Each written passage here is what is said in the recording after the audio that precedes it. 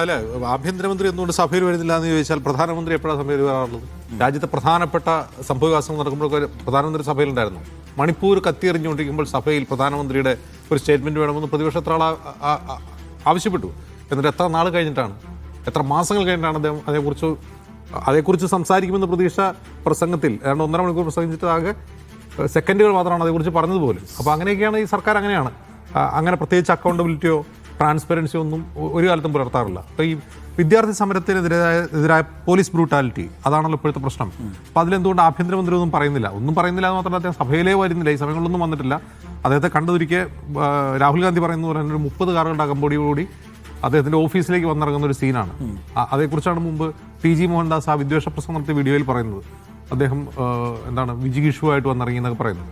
Okay, അദ്ദേഹം വന്നില്ല എന്നുള്ളതല്ല പ്രശ്നം, അദ്ദേഹം എന്ത് പറഞ്ഞു എന്നുള്ളത് വളരെ പ്രശ്നമാണ്. എന്താണ് പറയേണ്ടതെന്ന് ചോദിച്ചാൽ, പോലീസ് ഇപ്പോൾ രാഹുൽ ഗാന്ധി ഇന്നത്തെ വാർത്താ സമ്മേളനത്തിൽ പറയുന്നൊരു പ്രധാനപ്പെട്ട കാര്യം ഇലക്ട്രിക് ബാറ്റൺ ഉപയോഗിച്ചു, മറ്റൊന്ന് AK-47 ഉപയോഗിച്ചു, വിദ്യാർത്ഥികൾക്ക് AK-47 ഉപയോഗിച്ചു, മറ്റൊന്ന് ആണികൾ തറച്ച ലാത്തി ഉപയോഗിച്ച് വിദ്യാർത്ഥികളെ മർദ്ദിച്ചു, പെല്ലറ്റ് ഗൺ ഉപയോഗിച്ചു. ഇതിനൊക്കെ ആര് അനുമതി നൽകി? ഇതാണ് പ്രധാനപ്പെട്ട ക്വസ്റ്റ്യൻ.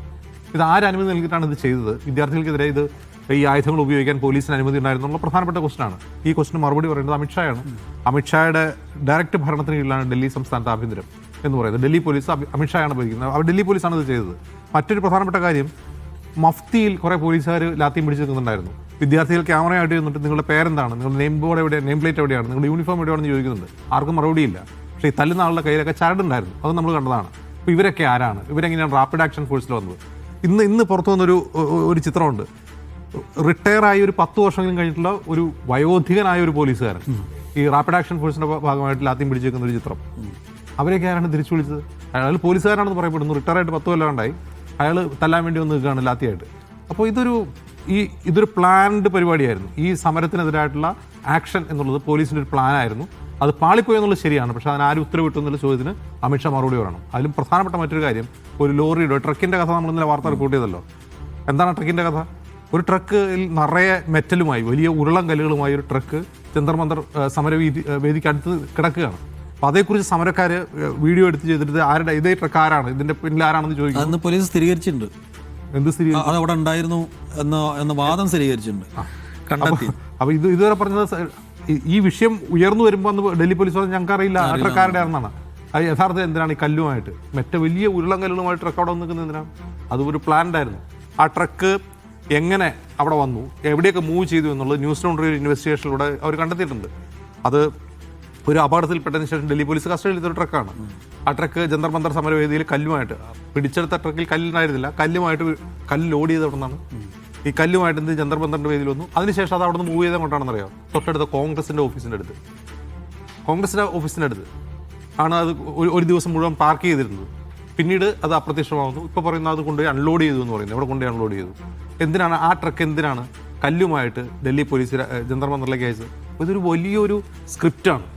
ആ സ്ക്രിപ്റ്റ് പാളിപ്പോയെന്നുള്ളൂ. ആ സ്ക്രിപ്റ്റ് നടപ്പിലായിരുന്നെങ്കിൽ വലിയ തോതിലുള്ള വയലൻസ് നമ്മൾ ഡൽഹിയിൽ കണ്ടുവന്നേനെ, പോലീസ് വെടിവെയ്പ്പ് കണ്ടുവന്നേനെ. അതൊക്കെ പ്ലാൻഡായിരുന്നു. അപ്പോൾ ഈ പ്ലാൻ പാളിയതിൻ്റെ ജാള്യത ഒരു വശത്ത്, മറുവശത്ത് ഇത്തരം ചോദ്യങ്ങൾക്ക് മറുപടി പറയാനുള്ള വൈമനസ്യം മറ്റൊരു കാര്യം. മറുപടി ഒരിക്കലും പറയാറില്ല, അമിത്ഷാ മറുപടി പറയേണ്ടി വരും.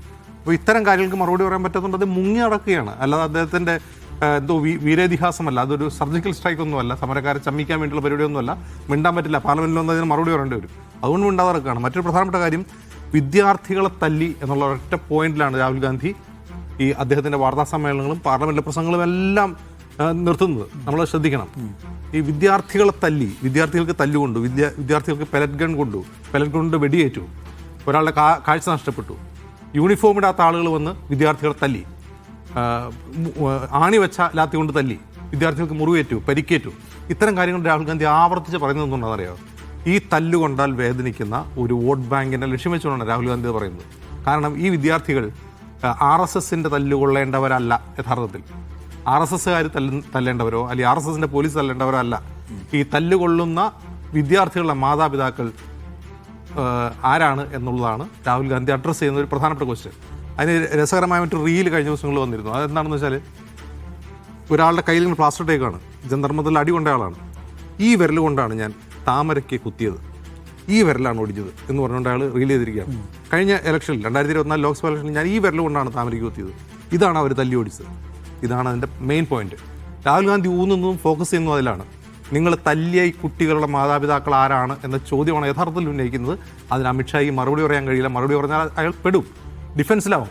അപ്പോൾ രാഹുൽ ഗാന്ധി ഇപ്പോൾ എടുത്തിട്ടുള്ള പൊസിഷൻ മറ്റൊന്നുമല്ല. അപ്പോൾ ധർമ്മേന്ദ്ര പ്രധാൻ രാജിവെച്ചോ, അല്ലെങ്കിൽ വേറെ ആരെങ്കിലും വന്നോ, അല്ലെങ്കിൽ നീറ്റ് പരീക്ഷ എക്സാം അഴിച്ചു പോണത് ശരിയാണോ, അതിന് കൊണ്ടുവരുന്ന ബില്ല് നല്ലതാണോ, ആ ചർച്ചയിലേക്ക് അദ്ദേഹം പോകുന്നില്ല. പാർലമെന്റിൽ അത് ചർച്ച ചെയ്യാനാണ് അദ്ദേഹം എഴുന്നേറ്റത്. പക്ഷേ അദ്ദേഹം അതേക്കുറിച്ചല്ല സംസാരിക്കുന്നത് ഭരണകൂടം തല്ലിച്ചതച്ച ഈ വിദ്യാർത്ഥികൾ ആരാണ്, അവരുടെ മാതാപിതാക്കൾ ആരാണ് എന്ന ക്വസ്റ്റ്യനാണ്. അതിലൂടെ അദ്ദേഹം നേരിട്ട് അഡ്രസ്സ് ചെയ്യുന്നത് ഈ വിദ്യാർത്ഥികളുടെ മാതാപിതാക്കളെയാണ്.